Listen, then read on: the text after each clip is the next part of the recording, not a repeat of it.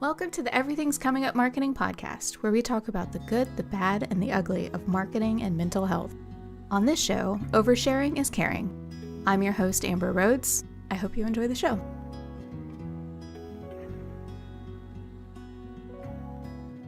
Hey y'all, today I'm here with Kate Erwin.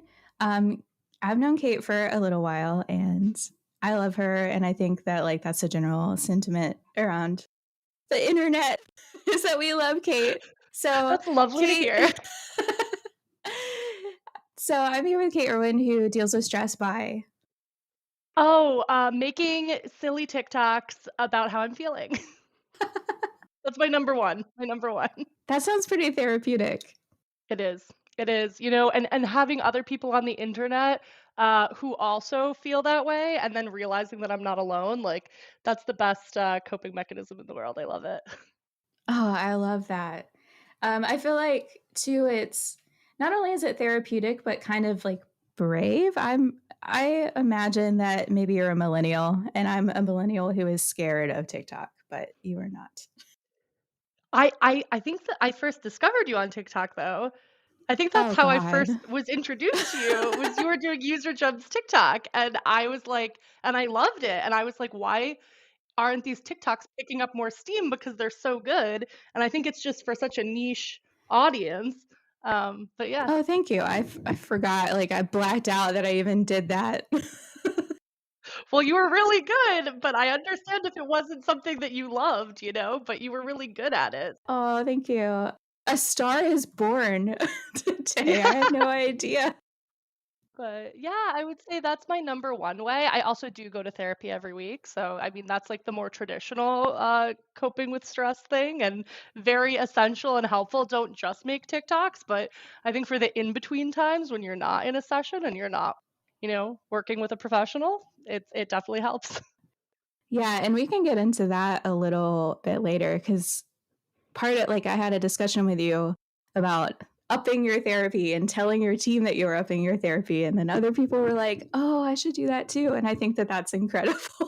Yeah, it made me feel really good that other people felt the same way, and that they weren't like, "Oh, wow, are you okay?" Like, that they didn't judge me at all. They were like, "Oh, yeah, same boat. Same boat." Oh yeah. Yeah, That's a good point because there yeah. is maybe a world where people would be like, "Oh my god, I can't believe you're telling me that." Right? Like, oh, it's like I think maybe that world hopefully doesn't exist anymore, or doesn't exist within the circles I'm in, but um yeah, I think a lot's changed and it's gotten destigmatized, which is great. I wanted to start out this discussion about mental health by asking, Hey, how you doing?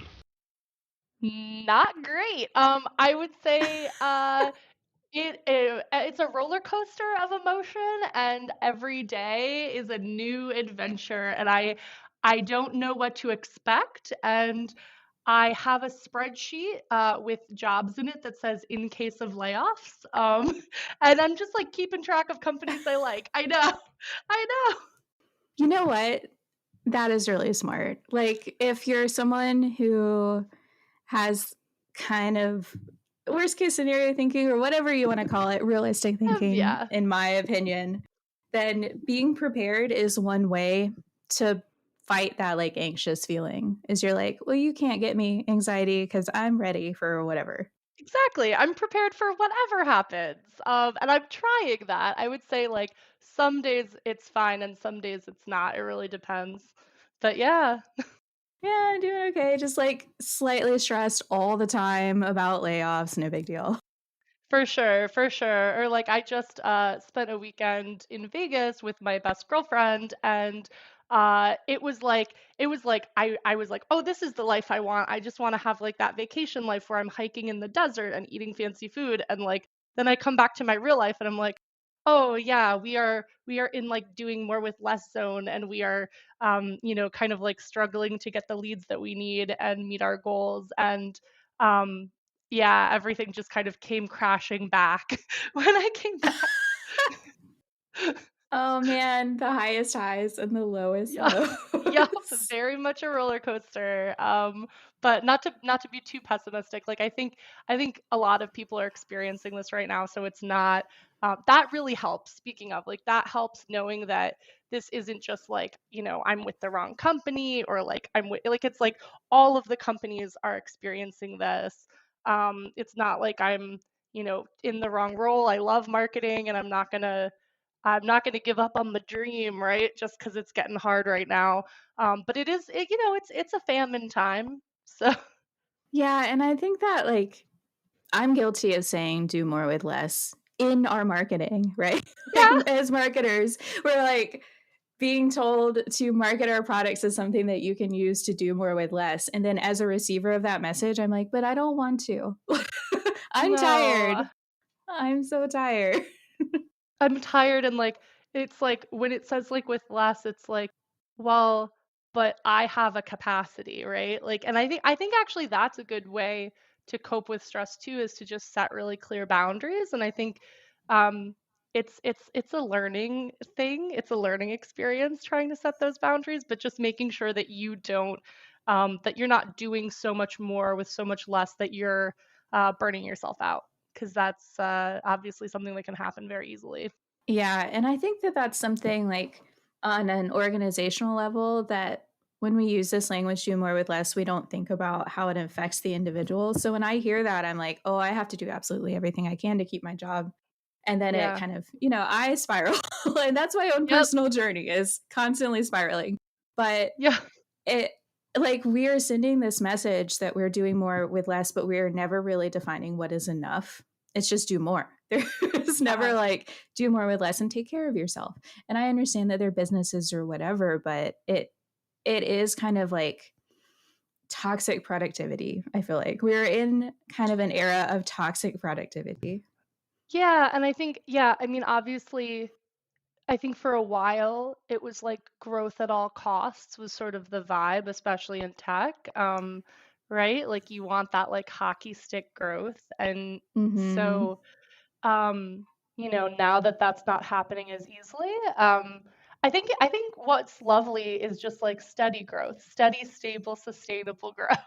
Like that's great. Let's go Yes. for that. Or like um this is sort of like the opposite. This is almost like an anti-capitalist mindset, but like why don't we just maintain? Maintenance is good. Like maintenance is great. I know. Funds wouldn't like that. Um, the gurus won't like this. Well, here's the thing. I was thinking about this the other day, and not even about our business, but just like, how packages of like chips and pizzas, they're giving you less, but the Yeah, packages are staying the same. They are literally doing less with more. And like, yeah. and that's just kind of accepted that we're spending the same amount of money or more amount of money for less. And I'm just going down like a rabbit hole right now. And I think that I had like a way that they connected and I can't think of it. That is also challenging. That brings up like a whole other thing, cuz yeah, like shrinkflation and the idea of like, oh, this is just what you get now and you have to like settle Hmm. for, that's like a whole, that, and speaking of that, adds stress too, like as far as like how we're doing, just as a society, like that adds stress. I don't know, like you see the TikToks about people at the grocery store, like, oh, this is $100 worth of groceries and I can hold it in my hands, like it's getting weird. I have to tell you a story of when I went to the grocery store, and like I usually keep oats because they're a staple and they've always been pretty cheap. And a thing of oats was $6, and I literally put my hands on my knees and just started like a laugh cry. I was just like, what is going on in the world? $6 for oats. Come Yeah. on. Yeah, just like a basic staple. I don't know, that this is Yeah. not an ad for Aldi, but I mean, just shop at Aldi if you can. Like that's Aldi is I the solution. Yeah. Yeah, because I just went last night and I got, I eat cornflakes pretty constantly, and it was like $1.79 for like a big box of fake cornflakes, and I'm like, "Yep, this is it. This is why we shop at Aldi." This is why we shop at Aldi and maybe Yeah, any of sorry, that has nothing those, to do with like, German marketing, but alternatives. No. yeah. Yeah.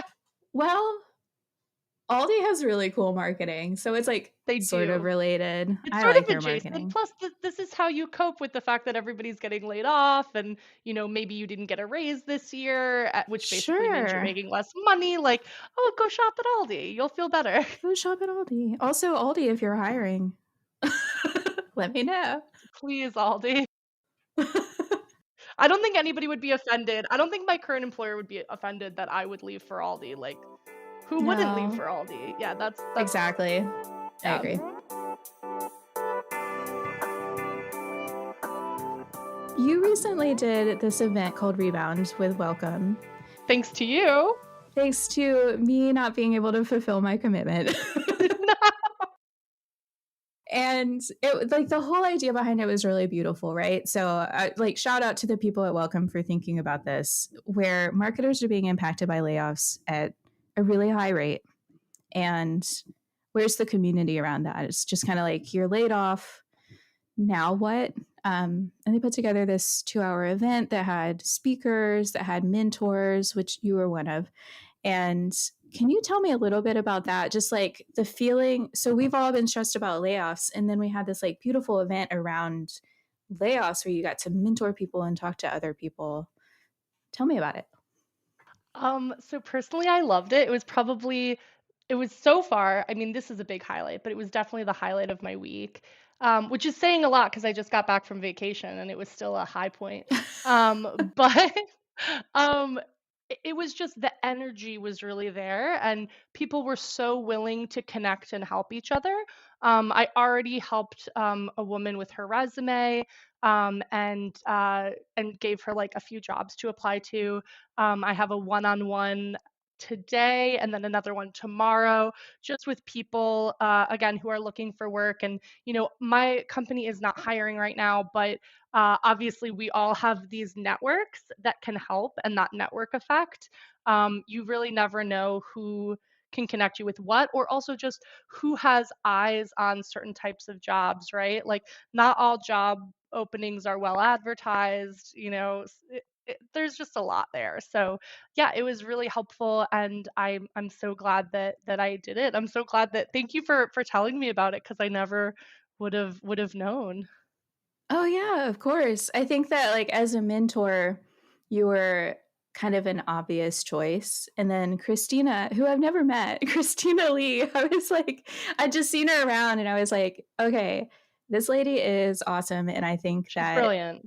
if I had to do a co-mentor thing, which they approached me about being a mentor alone, and I was like, absolutely not. That will not be happening. So I asked her, and and then it became you. It's just the way of the world. I'm curious, like, what was the general sentiment? Because I wasn't able to attend. How are these people who have been laid off, at least in this event, like, what's the vibe from that group? So in our group specifically, when we were talking, it was all social media community managers, and the vibe seemed a little just there were a lot of people who didn't feel like they had a lot of experience, right? Like a lot of people who had maybe been in their career for a year and got laid off, who basically are at a point where they see job openings and they don't qualify because they have only had a year or two of experience. So I think the vibe was a little bit just a little fearful, but again, like, there was also a lot of hope, and we also talked about alternate paths, right? So I do a lot of freelancing on the side. I've never done full-time freelancing, but from the sound of it, a lot of people, again, just kind of need something to tide them over. So just gave them advice in those areas.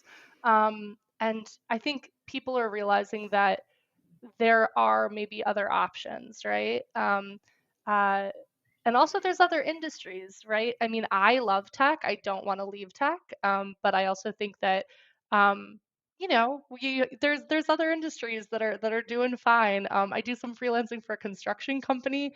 They're flourishing, right? So yeah, I think just giving them like alternate options for where their career could go. It sounds like that sort of activity that connects people where you can help people really fills your cup. And then I also know separately that you have done like some engagements with Girl Scouts to Yes. yeah. So like it is this something that's really it just like makes you happy and it brings you joy so you continue to do it? Yeah, I think it's a couple of things. The selfish reason that I do it is that it also makes me feel I think sometimes I forget that for some people I've made it. Like I always feel like I'm aspiring to more and maybe have like a little bit of ambition to a fault where I, compare myself with others and think like, oh, I'm not as far along as I should be at my age or like my whatever in my field.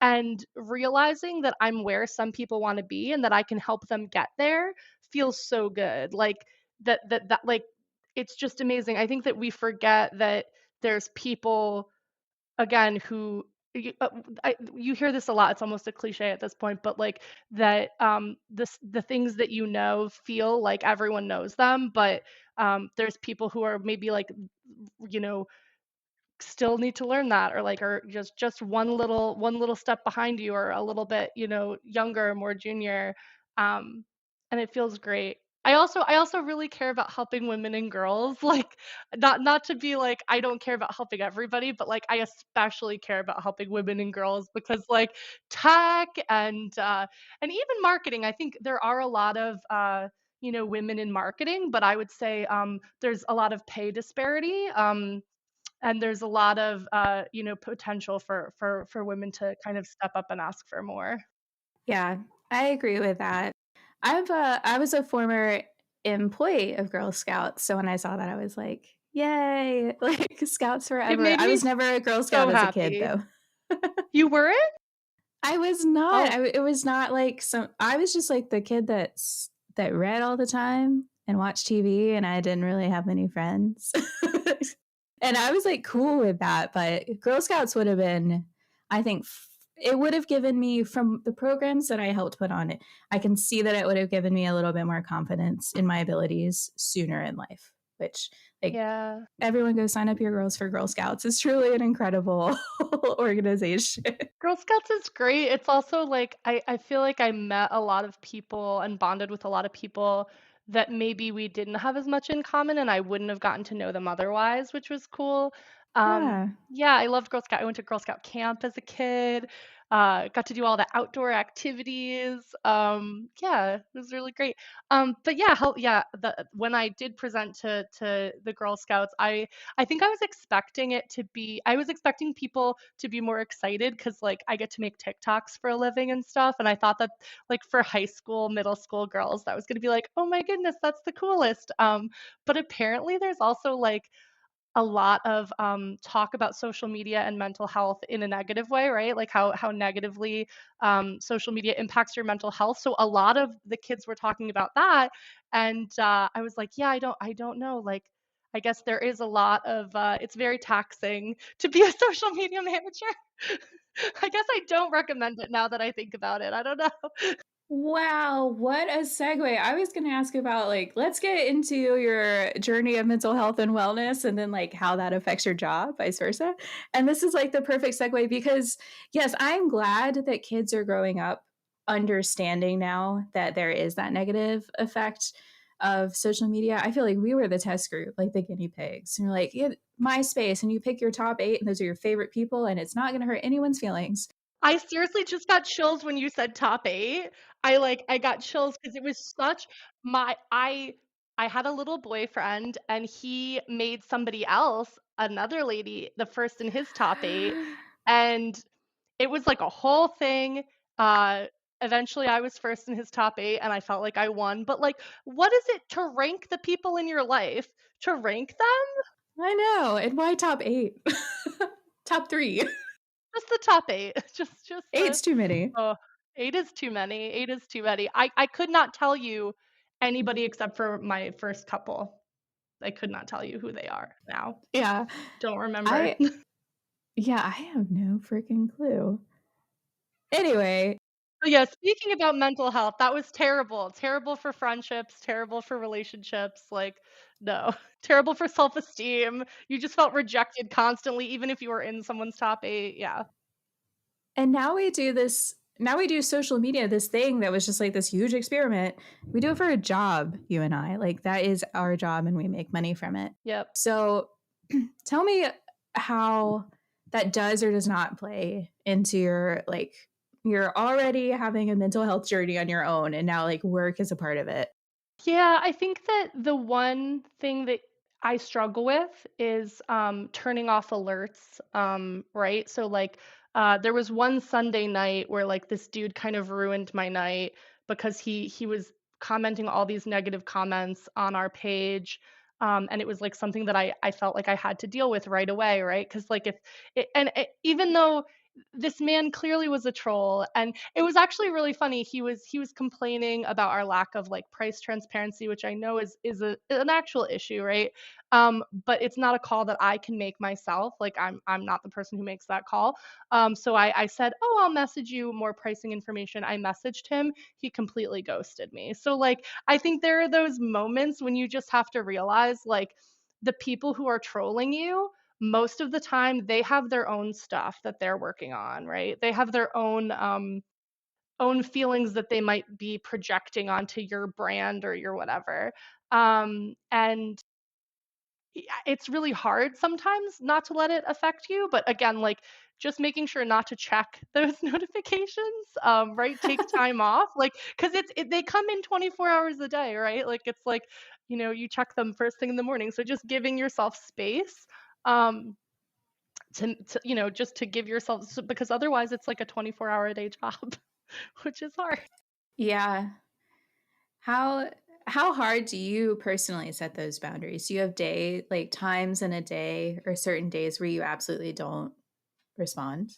Um, I did not respond on vacation. I was very proud of myself. I did not check anything on vacation. I didn't check email. I didn't check social media. Nothing. Um, But for the most part, I'm probably bad at it. I try not to check first thing in the morning. I try to leave my bedroom because for a while I was waking up and checking in bed. And then, like, if you see trolls commenting while you're just like, you just wake up and the first thing you see is a bunch of trolls telling you how terrible you are and that your brand is a scam, like, it's gonna put a damper on your day. Yeah, jeez. Yeah. That's my favorite. People love to use the word scam. It's like, what are you talking about? We're a real company. I don't know what you're talking about. But, people also really hate ads. I think that's the hardest thing is like dealing with the comments on any like ads, because there are some people, especially on Facebook, who just don't understand how Facebook works and that it's a free tool, and that by opting in to use the free tool, they are paying with those ad views, right? So, Right. they'll like post little memes of like a dog pooping and be like, "Oh, like this is what you're doing to my feed, so this is what I'm going to do to you." And it's like, I didn't do this. My company did not do this. You don't understand Yeah. how the world works, sir. And I think the hardest part mental health wise, like cuz you can tell I'm like pretty outspoken, is like not saying what I want to say as me, Kate, when I am talking on behalf of a brand is so hard. It's so hard. Like I have to be nice to these people who are being very mean to me, which is rough for your mental health. You have to put on your customer service Yeah, hat. put on the customer service hat. But Yeah. like hot tip for these people, you can actually just say, I don't want to see ads like this. And then you won't get an ad like this anymore. You'll And get a then you different ad. won't. Exactly. You'll get a different ad. I think these people don't want to see ads at all. And it's like I think there's ways to do that. Or like there's I have one friend who like does not like technology, and he uses something, I think it's called like Facebook Lite, and it's just like it doesn't have a feed, it doesn't have anything, but there's like certain features it has. So like I don't know, go do something like that if you don't want to see ads. I don't know. Yeah, I don't Don't know. bother me, a social media Don't manager, bother doing my me. job. That is like my favorite thing to say. Or like my favorite thing is when people act like they're gonna get like somebody high up at the company to like pay attention to them. And it's like, no, that's not what's happening at all. And like, I think the number of times that I've actually escalated something have been so few.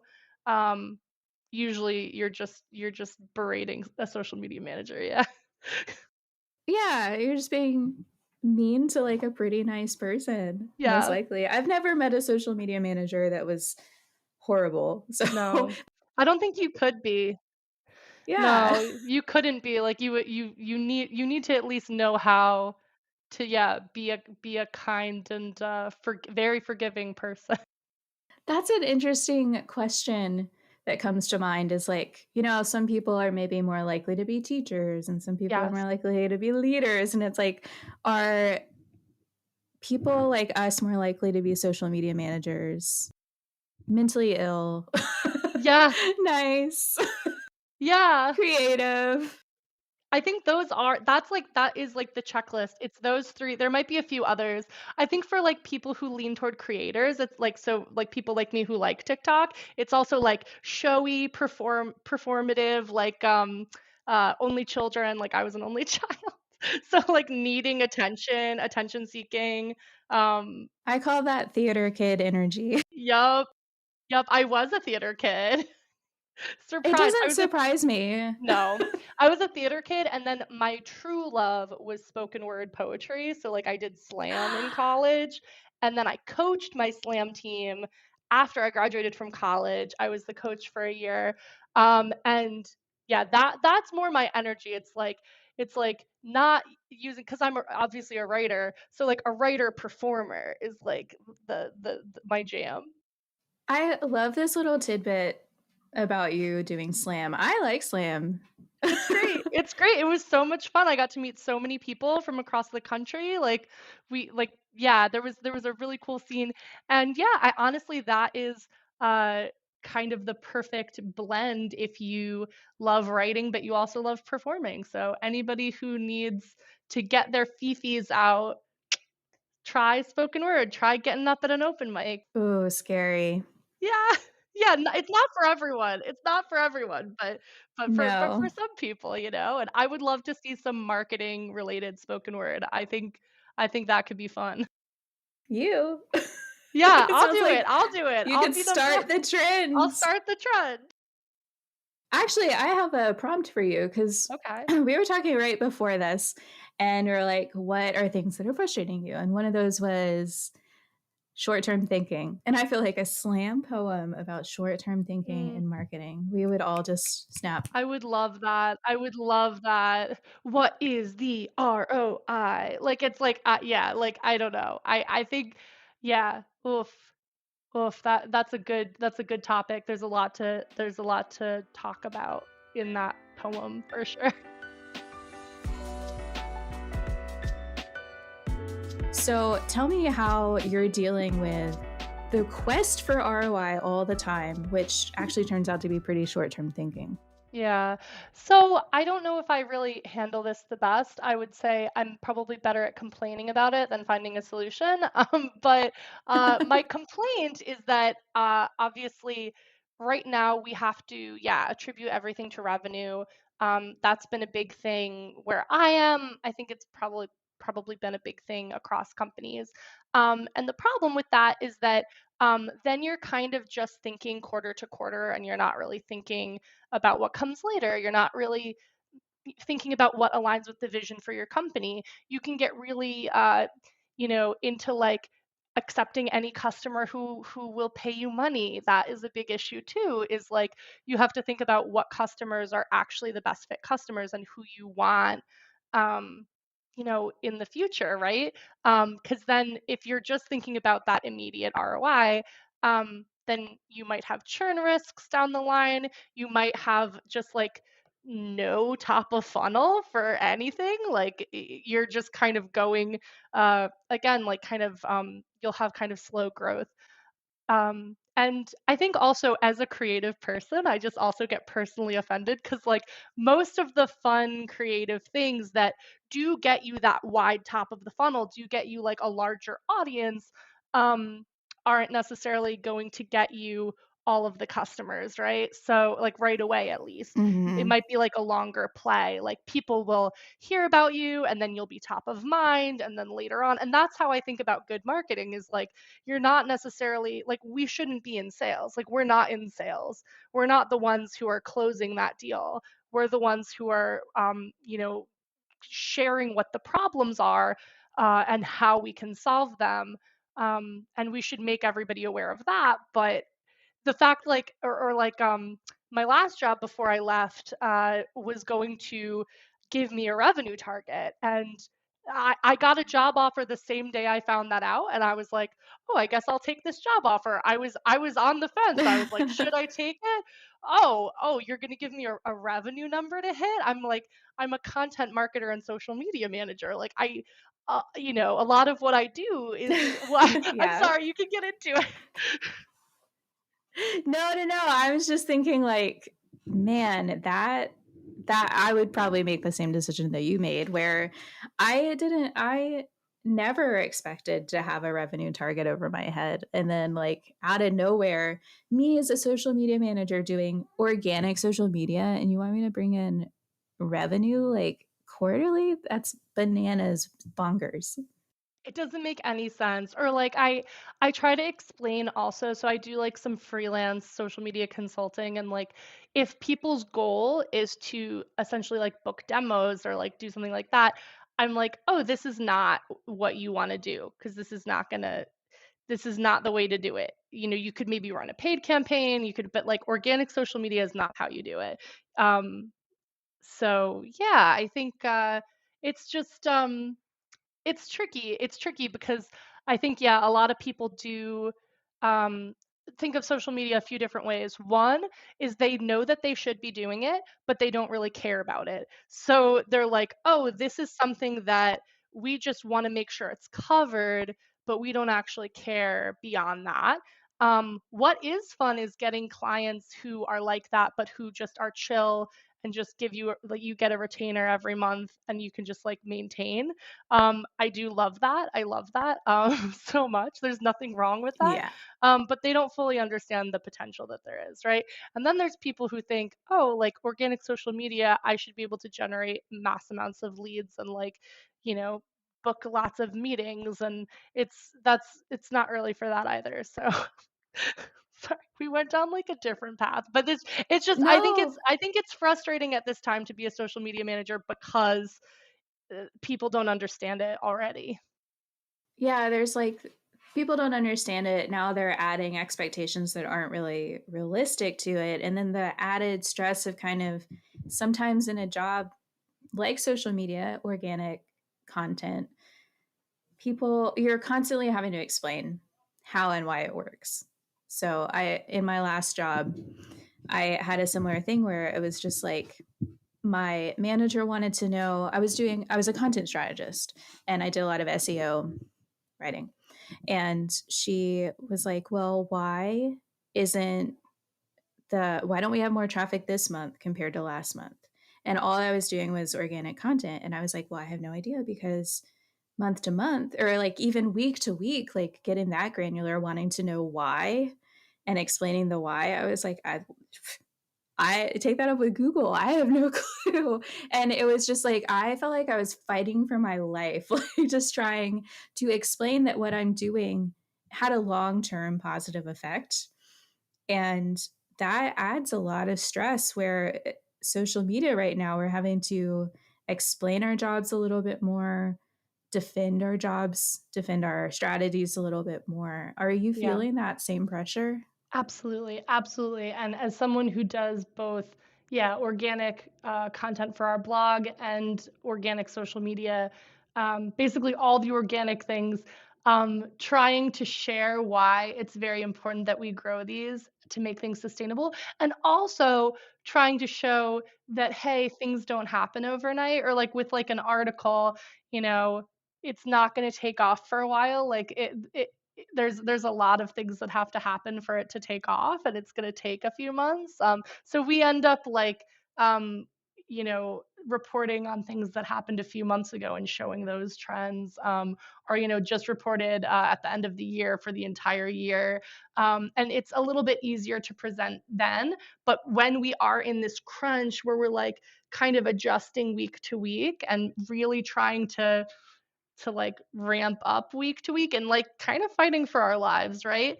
It is tricky. Or like there was a few weeks ago, I just got a vibe.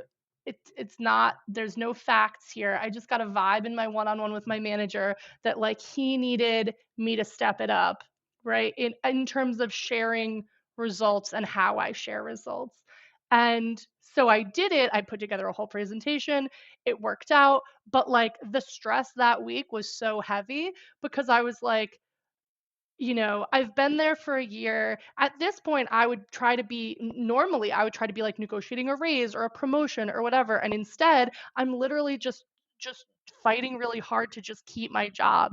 And I think that sucks. And like I think there's a lot of people in that boat, right? The lucky ones who are not being laid off. Um, are still having these stressors of like having to prove their worth all the time, or feeling a lack of psychological safety. What happens if I'm not like behaving the way that somebody wants? Will they just think, oh, she's a problem, let's just cut her? Like it's these things. Yeah.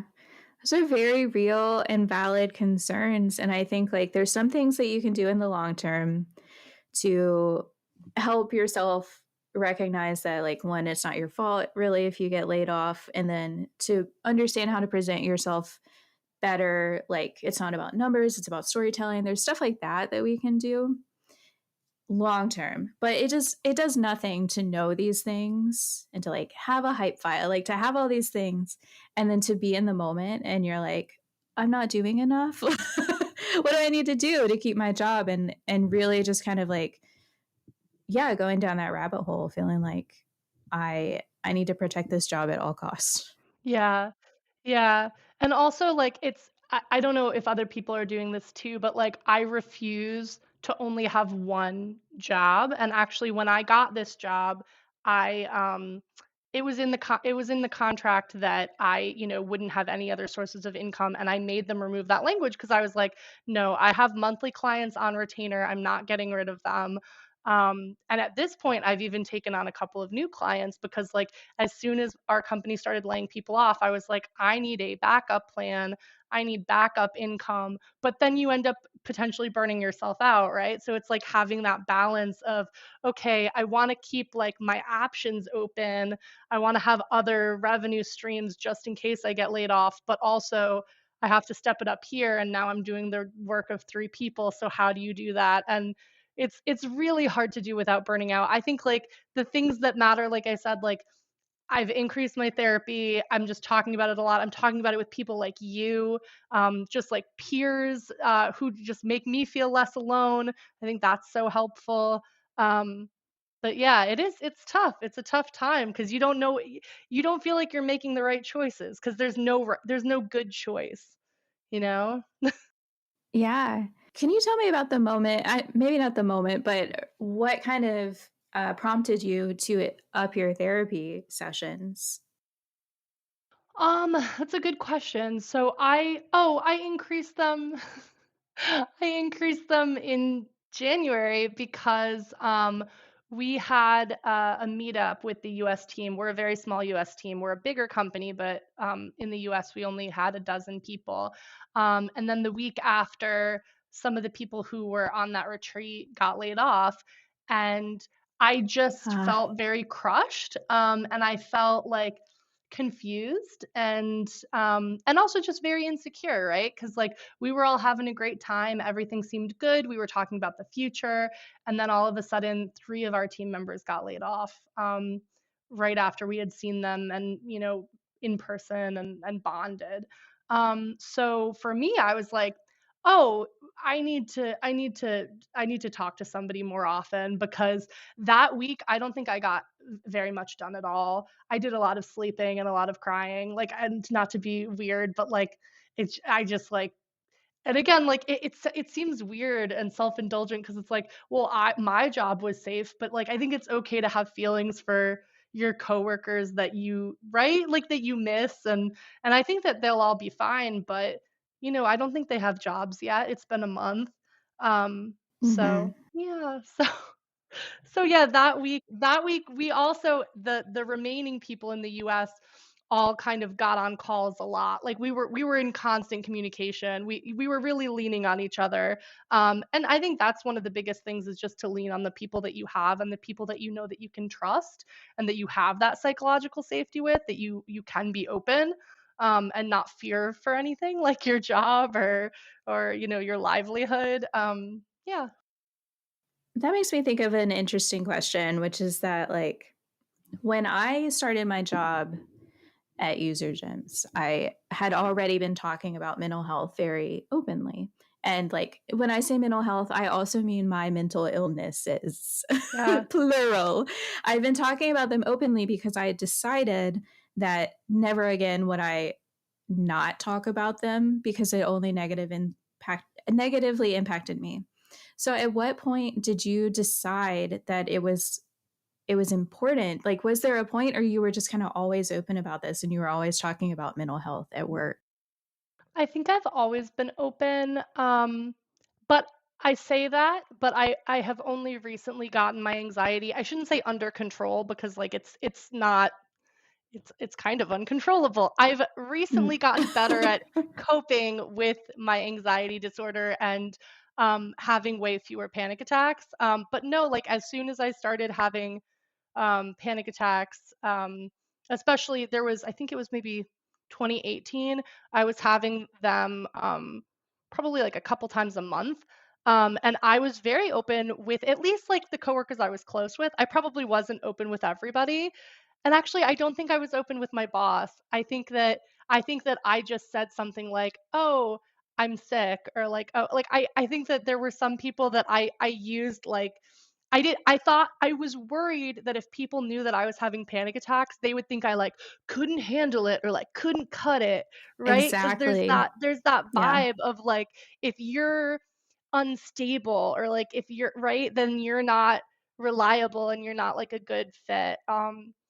But I think lately also, since the pandemic, I would say I've gotten more open because I think we all struggled, even people who don't necessarily suffer from any like disorder. Like people were everybody was suffering. I remember I that was when I went on medication again because I had been on medication earlier but stopped it, and then I went on medication again in 2020. And I called my dad and talked to him about it, and he was like, "Oh, it's very normal to be anxious now. I don't think you should worry. Like anxiety is a very normal response." And I It's realized like like kind of everybody cool, was. actually. It's kind of cool to be anxious now. Like everybody's anxious. It's like all the cool kids are Yeah. anxious because, you have to wear a mask at the supermarket and like you have to like run in and out and then like wash off your groceries. Yeah. So yeah. Oh God. Do you I just remember got that? flashbacks. Do you remember? Like we used to leave our groceries in the car for a couple of days. Hmm. Anyway. I remember like spraying down a delivery box, just Yeah. being like, Oh yeah, the spraying. I remember, yeah, my husband would like wipe everything off. Yeah, before like he put it in the pantry. Anyway, that was a different time, but yeah, I think since then, since then, it's a very long-winded way of saying since the pandemic. since the pandemic, we have all gotten a little more in touch with our mental health. It does feel that way. Like people were maybe even more online than ever. And we were talking about, like, oh, I'm stressed. Oh, I'm depressed. And Yeah. this is what it looks like. And this is what it feels like. It did feel kind of like a turning point a little bit in being able to be open about it. There's also the flip side to that coin is that there is a little bit more like joking about it. I'm all about laughing about my mental illness, but then it's like how much is becoming like the butt of a joke and how much are we actually taking seriously? And that's like always, I feel like, a thing. That is hard. I don't think I'm good at that balance. I think that I was actually talking about it with my therapist yesterday about how like I use humor to like um maybe sometimes cut myself down, and that I didn't realize that I was doing it. And then somebody else brought it up. I was doing so I It's really cool. Contract Book provides coaching. So that it's through a company called Lifeline, and it's like career coaching, but a lot of it has to do with like Oh. getting feedback from your peers on like what you could do better. And one of the pieces of feedback about me that I hadn't even realized was like that I'm very self-deprecating. And I always thought that was just like fun and quirky and that everybody liked it. Like, and I didn't realize people thought I actually don't like myself. Like, I'm like, oh, this is good to know. So yeah, I think there is a balance to, yeah, because mental illness is very serious and it's not a joke. But I think sometimes laughing is maybe the only way, at certain points, certain very dark times. It's like a lot of comedians, I would say, are mentally ill. Yes, yes, It's that idea. What is it? Tragedy plus time equals comedy. yes, Is like, yeah. So there are times in my life where like it makes people uncomfortable, but I'll joke about it anyway because I'm like, it makes me laugh and it makes me feel better because there is that the therapy of time cannot be like overstated. There yeah, is that distance that's really helpful. yeah. Oh, yeah, there's certain things that I wouldn't have joked about when I was, like, in it, when I was like, "Oh, I am, yeah, like, having routine panic attacks, and I, like, can't sleep through the night, and because I'm so anxious and I think I'm having a heart attack," or, like, yeah, like, going to the hospital thinking I was having a heart attack, and nope, it's just a panic attack. Like, I now right? Same. Same? I was gonna say, I think, like, most of I this sounds messed up, I think most of the people I liked have had that happen to them. Like, most of them. Yeah. I know that in like senior year of college, I had chest pains pretty much the whole year, and then also like like stomach pain kind of the whole year. And I was like, oh, this is normal. I'm in college. And then like with hindsight, I'm like, oh wow, I had undiagnosed anxiety like way earlier than I thought. Yep. But no one in my life was really like could pinpoint that, or we didn't really talk about it. So I just dealt with it. And now it's funny to be like, oh, I went to the ER because I thought I was having a heart attack because I had chest pains. In the moment, it was really scary. It Yeah. was really scary. Yeah, though I'm sure, because yeah, again, like something like chest pains is like that's one of the only things you're taught to watch for your whole life, like Mm, as like an emergency signal. Like that's like the number one emergency signal. Yeah. Ugh. yeah, and not really taught like the connection between body and mind when it comes to mental health, which could be maybe its own episode. But It just could. it's not just that you feel sad. It's sometimes you feel sad and your chest hurt, or you feel anxious and your stomach hurts, or Hmm. you're depressed and you're sleepy. Like there's all these things that you don't even know go together until like either you've been taught them or you learn them through experience. Yeah. So I would go into I guess it's my body temperature would drop below normal levels. So like I would take my temperature and I would have chills and shake. And like all of like it's I think it's so weird that all of that can come from your mind. It's actually Yeah, fascinating. Like I would love to learn more about it because it's very fascinating. I've experienced that, the Yeah. shivering The and like, shivering, yeah. yeah, there I is was gonna a say like lot the dark time. dark times.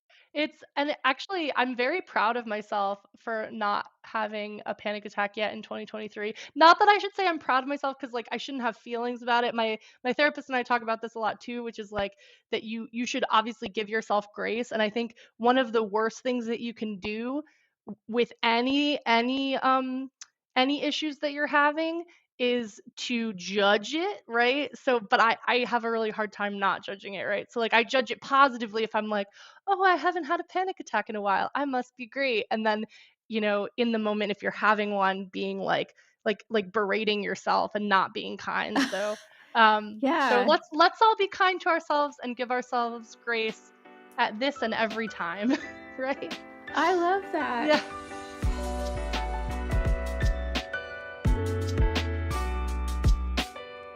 This has been a great conversation, and I would love to hear if you could give advice. That sounded like good advice, but if you could give advice for someone right now, another marketer who's dealing with the same things that you're dealing with, what would that be? My number one advice for marketers is, sorry, it's very difficult. So I don't even have one piece. I would say boundaries. Set your boundaries. I Yes. think a lot of people lean on marketing even across teams. I know that a lot gets kind of dumped on marketing, and marketing can be kind of a reactive department um, versus a proactive department. So like act like a product team and have a backlog, right? Like not every request is a fire, not every request is an urgent request, and like and don't let people bully you into making their priorities your priorities, right? That's big. um and then again, yeah, just being kind to yourself, just being kind to yourself at this time. um because it's, yeah, it's a rough time for people, and I guess I can't remember a time that wasn't rough for people though, if I'm honest. Like it's just like there's Hmm. waves of rough times, right? Like little hills and valleys. So right now we're in a bit of a valley, and just yeah, be kind to yourself and realize that this is not a forever thing, and things are changing, but you're going to change with them. It's going to be good. I love that. And go to therapy And if go you to can. therapy, go to therapy if you can. If you can, like, I do telemedicine, it's great. Like, I don't even have to leave the house to see my therapist, and find the right therapist, because I think a lot of people will, talk to somebody, not click, and then be like, "Oh, therapy's not for me," but, like, you just have to find somebody you trust and respect, that you respect them and trust them. Yeah, that can be hard. It's so hard. So hard, but so important. So important. Worth it. Okay. On a positive note, let's end on a positive note. Do you Okay. have a joke that you could share with me? A joke? I don't have a joke. Um, Okay. no, I'm sorry. I like a I never have a joke at the ready. Okay, Um, I have a joke at the ready if you oh need good, it. I please. will I give you would this. need it. I need it. Okay, okay. What do you call a fish with no eyes? I don't know. Psh. What? It's no eye. I love it. I love it. That's my I favorite joke of all time. It's the only one I have at the ready. really? Oh my gosh. I have no jokes at the ready. I would say like I'm a jokey person. Like go to my TikTok. It's Sassy Kate, like SaaS, like software as a service. Um Yeah, I've got jokes there. but not like one-liners. No one-liners. No. That makes sense to me. No. I love that. What were other people's jokes? Oh, I can't remember the first one, but the last recording I did, it was just like a quote that she saw that was growing up is just recognizing that all of your family is also mentally ill, something Oh like that. yeah. I like It's like, that. yeah, I like that a lot. totally. That's just the That's a truth. good one. That's very true. Or like oh, speaking of, I'm very grateful that getting help is more normalized now, because my parents did not get help and continue to not get help, and I feel terrible every time I hear what they're going through. I'm like, that must be impossible without support, like, so just know that there's support. Lots of support out there for you. There is support, and you do not Yeah. have to emulate your parents in the way that You they do handle not. things. Not at Actually, I encourage all. that you don't. Yeah. For For most of us. anyone. For anyone. Yeah. Cool. This has been a great conversation, Kate. I will put your name in the show notes so that people can follow you, and then Sassy Kate on TikTok as Yes. well. Do you Thank have any you. closing statement that you want to share? Um, I guess I'll say, just know that even the people who seem like they've made it are also struggling, and that can be, I guess, upsetting, because then you know that you will never get to a point where you're not struggling, but also like realize that we're all in this together. Like we all are experiencing whether it's something similar or again something different, you can find your people and yeah, lean on those people and they'll lean on you, and it'll make everything better. Hell yeah, amen to that. Thanks for joining. Thank you.